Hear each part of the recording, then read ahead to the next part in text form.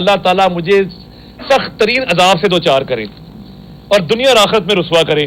میری ایک انہوں نے جعلی ویڈیو بھی جاری کی ہے جس میں ہمارے کوئی عقل ہی کر لیتے دو مختلف ایم پی ایس کی پیچھے لگائی ہیں۔ بھائی اگر ہلکا ہوتا ہے کسی ایک ایم پی اے کا ہوتا ہے، دو ایم پی ایس کا تو ہلکا نہیں ہو سکتا، تو ایک فلیکس لگا لیتے اور دفتر میں بیٹھے ماسک پہن کے بڑے اچھے بچے بن کے۔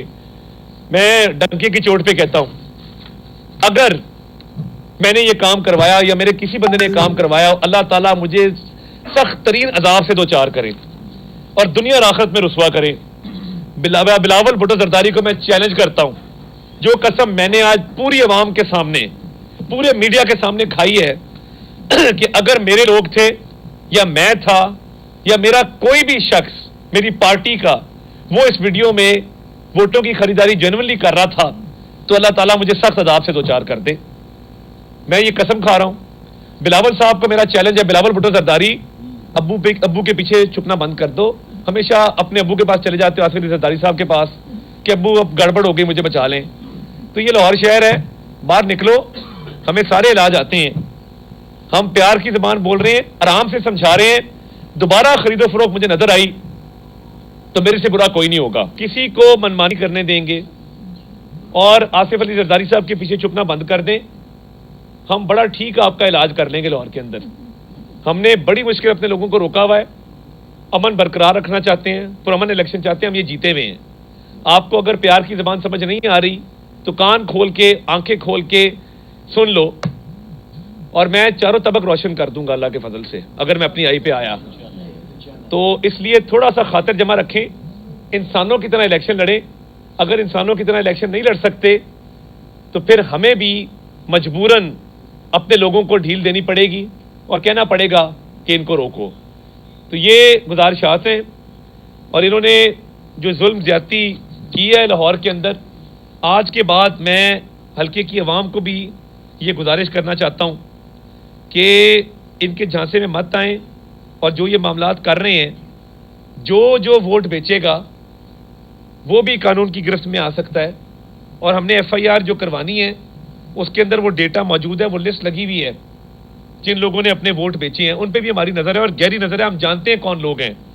تو آپ جس دن ووٹ ڈالنے نکلیں گے وہ بھی کارروائی آپ کے خلاف بھی عمل میں لائی جائے گی، کیونکہ ووٹ بیچنا، ووٹ خریدنا، یہ دونوں جرم ہیں اور ان کی کوئی رعایت، کوئی چھوٹ نہیں ہے۔ تو ہم بھرپور اب کیمپین اپنی واپس شروع کرنے لگے ہیں۔ کچھ دیر کا وقفہ آیا تھا، میں اکثر شعر پڑھتا ہوتا ہوں کہ کچھ دیر کی خاموشی ہے پھر شور آئے گا، تمہارا وقت آیا ہے، ہمارا دور آئے گا انشاءاللہ تعالی۔ بہت شکریہ جی۔ نہیں دیکھیں، انتظامیہ پہ میں عدم اعتماد نہیں کر رہا، میں صرف یہ کہہ رہا ہوں کہ جب ایک چیز کا بروقت نوٹس نہ لیا جائے تو ہوتا یہ ہے کہ پھر چیزیں لوگ اپنے ہاتھ میں لے لیتے ہیں۔ تو اس لیے نہیں، عدم اعتماد نہیں ہے۔ دیکھیں، یہ درخواست جمع کرائی ہے نا، اس پہ نوٹس جلدی لیا جانا چاہیے۔ ہمارا اعتماد ہے، مگر ان کی طرف سے تاخیر پہ ہمیں تشویش ہے۔ عدم اعتماد تب ہوتا ہے جب آپ کہتے ہیں کہ جی میں بالکل اعتماد نہیں کرتا، ہمارا اعتماد برقرار ہے، صرف ہمیں تشویش ہے۔